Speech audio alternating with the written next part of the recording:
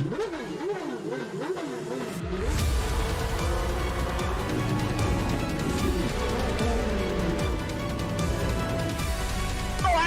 the two of them. The inside of Coates. Parker gets too heavily involved. And that's Whitehead and Coates.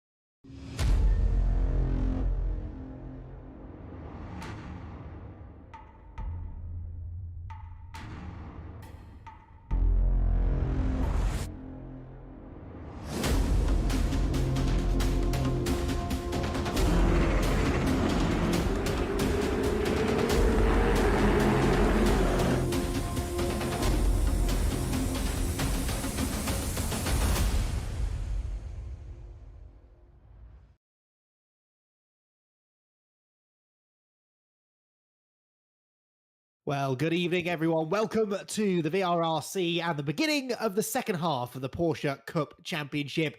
We've had 4 weeks of racing so far. Our multi-class championship is very finely poised across both the Cup and the Cayman GT4 class. And tonight we arrive at one of the very best racetracks in the world to begin the second half of the season. Andy McEwen and Jack Oliphant, as always, here to talk you through all of the action. And Jack, I know you've only been around for one of the first 4 rounds, but I think already you're starting to get a taste for just how exciting this championship's been and hopefully how exciting it will continue to be.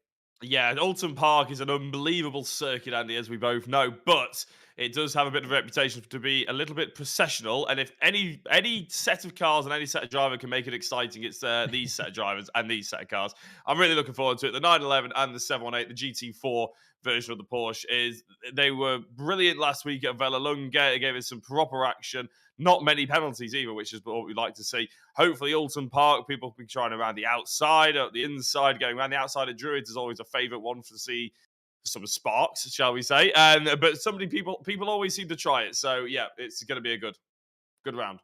It should. Hopefully, it is a fantastic racetrack, a real driver's favourite. The cars should be awesome to drive around here, particularly that GT3 spec Cup or 911 Cup spec GT3 Porsche, if that made sense. And it's going to be interesting to see who comes out on top. Those scoring good points tonight, well, they will be scoring them towards what should be a fascinating championship battle, at the end of which our top 5 drivers in each class receives some prizes. Within the GT3 Cup class, the champion receives the CAMMUS Sim Racing wheel and pedals, as well as a champion's trophy, of course. It is the sim racing seat for the second placed driver, and the Mecha sim racing gear for our third place driver, trophies for the top 3, and then VRRC sim racing wear, although you can wear them just to go down to the shops if you wanted to, for the 4th and 5th place drivers. And each week we select a driver of the round from the Cup class who receives a medal and a balloting pack courtesy of PowerMax. Then within the GT4 category, the champion getting the big trophy and some sim racing gloves, more clothing available for the rest of the top 5, as well as varying levels of PowerMax balloting packs as well to all of the drivers who finish within the top 5. And really at this halfway mark in the championship, Jack, not a lot to choose between the top drivers. No, but there was a lot to choose between the top driver last week. Jay Warren was absolutely ballistic, wasn't he? He was absolutely flying. Carl Felvers did a very good job as well, and Eric Axelsson came out in third. Now, Eric Axelsson's a bit of a strange one there, Andy, isn't it? Because he didn't seem all that quick, and all of a sudden in the second race, he really sort of turned it on himself. And Josh Martin, obviously, getting a nice 1-2 there at the end. But Jay Warren was fairly untouchable, and that's why we also gave him the driver of the round. Both races were extremely impressive. And in the GT4 category, if we can move it over to that one. It was also a fair bit of a domination, probably even more so, this time by Ben Smith, though. He seems fairly untouchable in this GT4. Paul Lamy gave it a good go in qualifying, and actually when we spoke to Ben Smith, he actually said how impressed he was that Paul was able to keep with him quite as close. But unfortunately for Paul, over the course of the race, his race pace sort of dropped off towards the end. And in race 2, he never got through the field, and Ben Smith able to come out on top. Chris Blakey was in third in the GT4s as well. And that does line up the championship to be fairly tasty, Andy.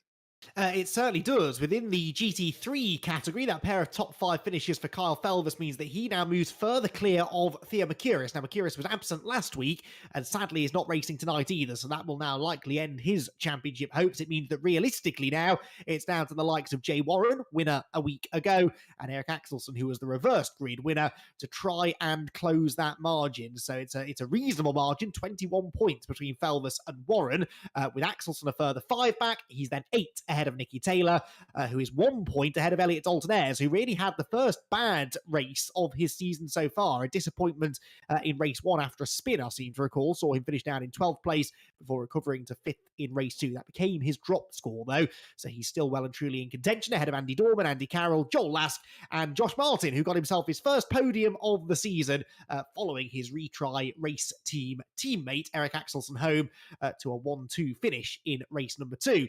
Then within the Caymans, we have an interesting situation because although it was Ben Smith who won both races on the road, he was hit with 2 post-race or post-event penalties for exceeding track limits. So he loses the 2 wins, and Paul Laramie, who had been leading the championship earlier on in the season, remember, inherits the maximum points, essentially. So that means that gap comes down, 14 points now between the top 2, with Chris Blakey, twice a third-place finisher a week ago, narrowly clear of Sam Milner and John Jones as they battle for some of the lower positions within the top 5. Mark Stokes, Kenny Press, and Darren Butler all failed to race last week, and so they've dropped a little bit further down in the points. But Jack, we mentioned it earlier on, we're racing at Oulton Park tonight, a real favourite circuit of ours, and I think we're about to see why, aren't we?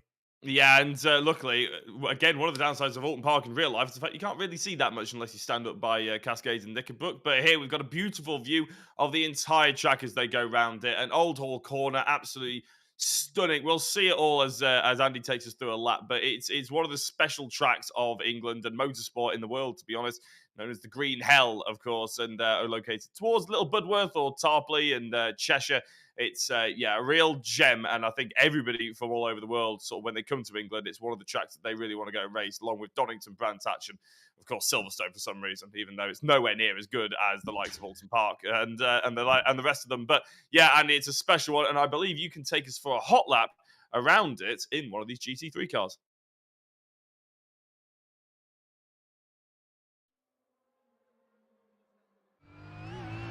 So, Oulton Park, one of the great racetracks in the United Kingdom, and you're about to get a first-hand view of just what makes it so special. On board then into Old Hall Corner, on the left the Cup Car, on the right the Cayman GT4, and in both cars, Old Hall Corner is a real rollercoaster ride, a snap of oversteer through the compression on the apex, and you head down the avenue through the right-hand kink at Denton's, a big bump just as you turn into the cambered left-hander at Cascades. Use that curb on the inside at your peril, though, because it can very easily over-rotate the car. Now we accelerate up and over the crest down the Lakeside Straight into the quick left-hander at Island Bend, almost flat out there in both classes of cars.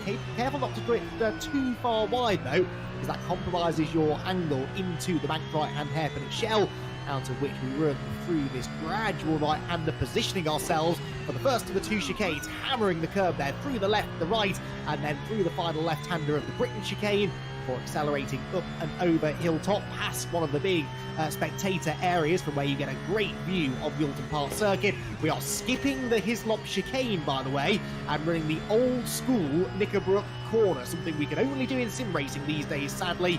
And it is a real thrill ride up and over Clay Hill, past the water tower, through the left-hand kink, down onto the brakes, and down 1 gear there in the Cup Car, a 4th gear double apex right-hander at Druids. The car can very easily understeer wide, particularly with no weight over the front axle in the Cup Car on the exit of the turn. And then there's just 1 more corner to go, through the compression and over the rise at Lodge Corner. Don't ruin the lap now. A perfect exit up and over Deers Leap, and that is a lap around Oulton Park. It's going to be a real challenge for the drivers tonight, what I'm sure they're all looking forward to.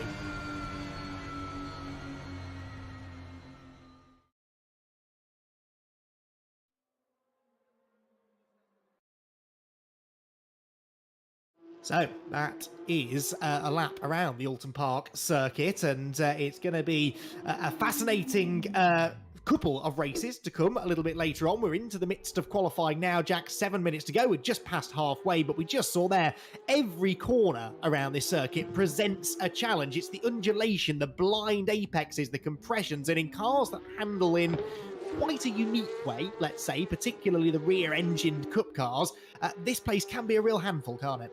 It absolutely can. Yeah, it's very similar to sort of Brands Hatch in the way that every single corner is unlike any other corner on the planet. Every single corner is completely unique. And as you go down Cascades, as we're watching Joel Lask here, as he said, the compression changes, the elevation changes, the camber changes pretty much 3 times during the corner. So you have to be really careful with it. And down through the island bend, you said on that VT that it's nearly flat. You don't want to drift too wide. That's a lot easier said than done. I've seen plenty of Janetta just go straight on at Island before you even get to Shell Corner and then just end up in the tyre wall. So to do it at the speed that these guys are going to be doing it is fairly stunning. But here's a question, Andy. You actually told me something there that I didn't know before.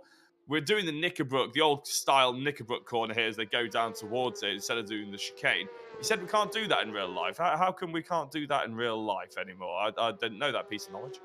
Well, because there is next to no runoff area on the exit of that corner. The chicane was built in, I believe, the early 90s and has really been used since about 1992 was when they started using the chicane every time, because it was just a hotspot for pretty nasty accidents, really. Now in the sim, we don't have to worry about that too much. The drivers are far less likely to get injured if they go off and make contact with the wall, and the cars cost a lot less money to fix if you do it in the sim and manage to do some damage. So yeah, we don't unfortunately get to see that. They do use it actually once a year for the rally that takes place there over Bonfire Weekend, and there are certain stages of that rally where the cars come over Hilltop and through the old school Knickerbrook corner. In fact, they even do it in reverse, which is quite a sight to see. But as far as racing is concerned, it's been over 30 years actually since we've used that version of the corner, which is a slightly terrifying thought. I was going to say, I bet you were trying to remember those dates, weren't you, there? And I thought, oh, that's making me feel old. I mean, I wasn't even born when they were last using the Knickerbrook corner then. So it's going to be quite a sight, that's for sure. And even in the sim world, it's a bit of a shame we can't see it in the real world. But it is a bit of a shame almost that we're using it, because that chicane does offer up a good overtaking opportunity. I wonder how it's going to act, when going down that straight into Knickerbrook, and whether we're actually able to get many overtakes as well, because really they're few and far between here at Oulton Park. Yes, it won't in itself present an overtaking opportunity. You're not going to lunge someone up the inside into Knickerbrook corner unless you've got a bit of a death wish, really. But mistakes are going to be more common through there. One of the things you could really see from the onboard lap is that as you turn through the apex at Knickerbrook corner, you go over a big bump, which is that transition between the old circuit and the exit of the new chicane, and that can really unsettle a car. So you might not see as many moves through Knickerbrook as you normally would, but it might create some opportunities of running up the hill into Druids, which you mentioned is a place where if you're feeling really brave, you can try and make an overtake. And I think a few mistakes down at Knickerbrook corner could yield some more opportunities there. Speaking of mistakes, that was Carl Felvers getting it all wrong coming out of Lodge corner. He crosses the line, stays in 4th position, but Carl Felvers, championship leader, Jack, he's been driving very much with a champion's head on his shoulders all season long, and it is working. He's only won 2 races so far out of the 8 that we've had, but he's yet to finish out of the top 5, the only driver who can claim that. Exactly, and consistency is key when you're trying to win a championship. Just talk to Colin Turkington about it. So, and he was the king of Oulton Park. So, if Carl can channel that sort of inner mindset, then he's in for a good round. Nicky Taylor going very wide through the Shell hairpin, and I thought he was sliding all the way off the circuit there. I don't know if there's a little bit of lag maybe playing a bit of a part in that one, but Nicky Taylor absolutely trying to send it as much as possible. We knew that Kyle didn't enjoy Vallelunga. He made that perfectly clear in the YouTube chat, and whenever we spoke to him, and his supporters made that clear in the YouTube chat as well. But here at Oulton Park is certainly a circuit that he should know a lot better, as they all should, and it should really close up the competitive nature of this field, shall I say. The GT4s, that's a bit of a different story. Paul Laramie here, it's only 0.3 of a second off the back of Ben Smith. So again, Ben was saying that Paul's very close to him at Vallelunga. Maybe Paul's just as close to him here at Oulton Park. We could see a little bit of an upset.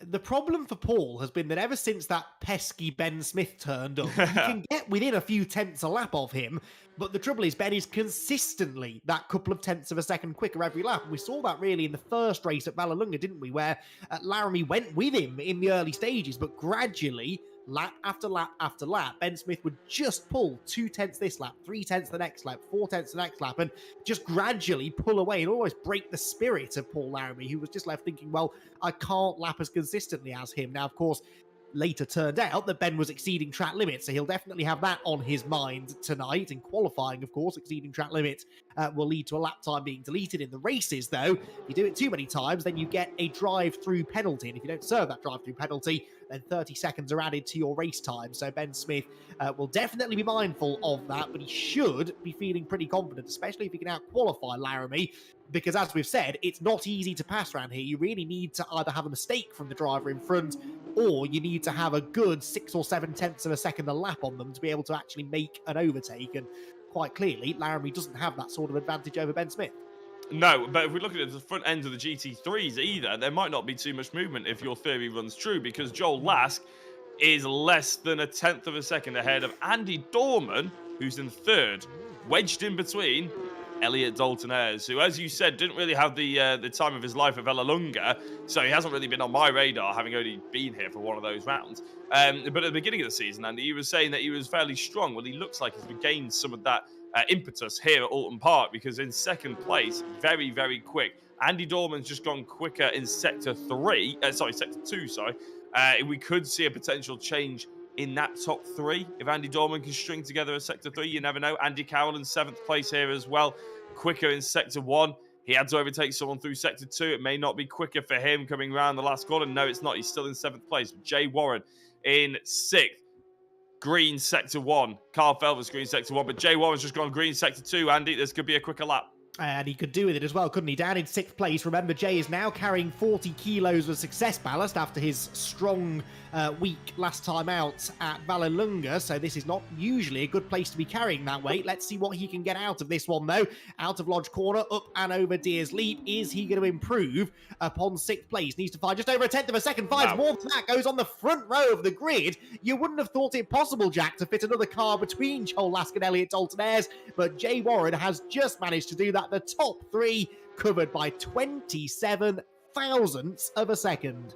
Yeah, it doesn't look like anybody else is going to improve, apart from potentially Carl Felvers, actually. He's just gone green sector 1, green sector 2. Could we sandwich one more car in there for an overstuffed Subway sandwich like they always give me, to be honest? It's always a nightmare when you carry it home. But it's going to be a very, very close run thing, isn't it? Because the top 5 are pretty close as it stands, but Carl Felvers the furthest away by over a tenth. I think that's about to be reduced. Dalton-Ayres can't go quicker. He's in the pits. As the checkered flag drops, Kyle Felvers, championship leader, jumps to the top of the times. Wow, and we have now 4 of them covered by less than a tenth of a second. That is ridiculous. Kyle Felvers fastest. Ben Smith about to go through and complete his final lap of the qualifying session. Doesn't improve, but it looks as though the Cayman class pole position is going to go his way. But that was a fantastic late effort, that from Kyle Felvers. We knew how important track position was going to be here at Oulton Park, and that was not lost on Kyle one little bit. A fantastic late effort puts the championship leader, in fact, championship leaders, plural, on their relative class pole positions. We'll hear from them in just a couple of minutes' time. We're going to take a very short break, during which I'll explain to my co-commentator there's no such thing as an overstuffed sandwich from Subway.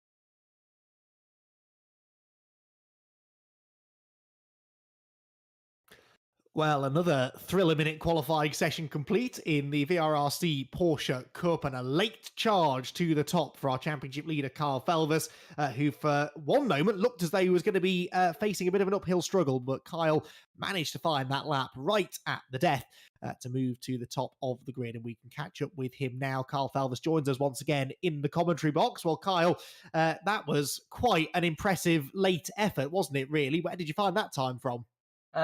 God knows, to be fair. I think that's the most. I haven't had a pole position in ages. I think that's the most Yeah. major reaction I've had to a pole position. I got round Cascades after that, pressed my tab button to see where I was, and it said first, and the reaction I had was insane. But yeah, this track, I'm really not like getting along with it tonight, and I think to get pole, I think that's just brilliant for the championship. You are in a commentary box occupied by two Oulton Park fans, so now I'll hear no more negativity towards this great track. I did see in the YouTube comments, though, there's a bump you're not getting on with. Where is that? Going into the really fast right-hander. After the chicane, you got a really quick right-hander. There's a bump. Yeah. Yeah, there's a bump on it, and I refuse to believe the bump's there in real life, but it's sending the car high up into the air and making it a big struggle, but we got through it. It might not be that big. There is a bump there, but yes, I think it might be slightly exaggerated. You handled it well, though. Pole position is a good place to be, especially in a track where it's difficult to overtake at. So surely some more good points heading your way in the next half an hour. Yeah, definitely. I think it's a struggle around this track to overtake. I think me and Nikki and Ethan were all doing some battling together as friends earlier, and I think we were struggling to get past each other. But I also think with the chicane and that bump, I think they're going to be like pinch points, so people are going to have crashes there. So I think to be in front, that's definitely a bonus. Let's make sure you're not one of them, and you should be able to extend that championship lead. Carl, thanks for joining us. Best of luck for the race. Thank you. That's Carl Felvers, then, our GT3 pole sitter and championship leader. It's a very similar story, isn't it, Jack, for the man who'll be starting at the front of the Cayman class? It is indeed. Ben Smith, I believe we can have another chat to you, as we seem to be doing every single week at this point. But I have to say, I know you gave him credit last week, but Paul Laramie, again, that little bit closer this week. Yeah, he was doing well, to be fair. In the practice, he was a lot closer, but I pulled one out the bag there. That's the best lap I've done by an absolute country mile. I was going to say, he sounded like a bit like Kyle just was then, sort of almost a little bit relieved and surprised about how you picked that lap out. Do you think you're going to be able to replicate those times in the race? I hope so. We'll see. I think the lap traffic could play a bit more of a part in this one. I noticed that in practice that people were sort of forcing their way through a bit more and costing a bit more time, but like I say, we'll see how it goes. The reverse grid is the one that we'll probably end up talking about potentially if we speak to you at the end of race one, because the reverse grid around Oulton Park, it's difficult to overtake. You want to qualify right at the front, don't you, really? But then the reverse grid sort of messes all that up anyway. With all those GT3s coming past you, what's sort of the plan? Because obviously you've been told to stay on the racing line to try your best to stay there and not cause any problems. Is that going to be a bit more difficult to actually do at Oulton? I think it definitely will be. I try and be cautious with lap traffic, but that could change depending on. I think you do have to just hold your position and not get bullied out the way, which sometimes I can definitely be subject to. But I mean, I'm looking forward to it. I always like a good reverse grid. Well, last sort of point, a bit touching on last week, really. You ended up obviously winning them both on the road. You got them taken away from you. What's your sort of reaction to that? I was slightly surprised, but watching it back, it's definitely right, to be honest. I mean, I didn't actually gain anything from the off tracks. It was just pretty stupid for me, but I still got more points than Paul overall, so it's not the end of the world. Well, 14 points in it. We look forward to seeing how the rest of the championship goes, Ben, and good luck for the rest of the evening. Cheers. Hopefully see you in a bit. Excellent stuff. Great to catch up with our class pole sitters, and we'll wait and see how they get on in the race to come. Now, before we jump into that first race, a reminder that our fun races are ongoing here at the VRRC. They're free to enter these fun races, and if you want to come along and have a play with some of our regular drivers, then 8 o'clock on Sunday evening is the time to be here. And this week, another American flavour. We're heading to the now closed, unfortunately, Riverside racetrack in California, and it's the 1970s Trans Am cars, real V8 beasts that you get to get behind the wheel of, and you can come along and have some fun with us all at 8 o'clock on Sunday evening, Jack. I love the fact that even in that photo, they're all understeering. It's all either that or oversteer, isn't it? Right, the time attack as well in a Skip Barber. You can fly around the Barber Motorsport Park, which is quite nice. And also in America, Andy was right, the American theme sort of running through this week. 2 weeks, we'll run the time attack, and it started on the 27th of November, actually. So we've only had 2 days of it, which means you've got another 12, if my maths are correct, to get out there and get your lap times in. And by all means, there's cash prizes to win as well if you are a member of the VRRC. So if you win, if you set the fastest time, whether you set one time, whether you set 15 or 100, doesn't matter. As long as you're the top, you can win yourself £15 shiny cash money in your bank account. Second place, £10, and so on and so forth. You can see it on the bottom left-hand side. If you're not a member, you can still take part. See how fast you are compared to the rest of the VRRC members. See how fast you are compared to the drivers that you see here tonight in tonight's broadcast. And obviously, get yourself down, hopefully, get a bit of a taste for it, and then become a member and join our championships. Indeed so. Right then, before we jump into the first race, let's take another quick break. But race number 1 here from Oulton Park coming your way.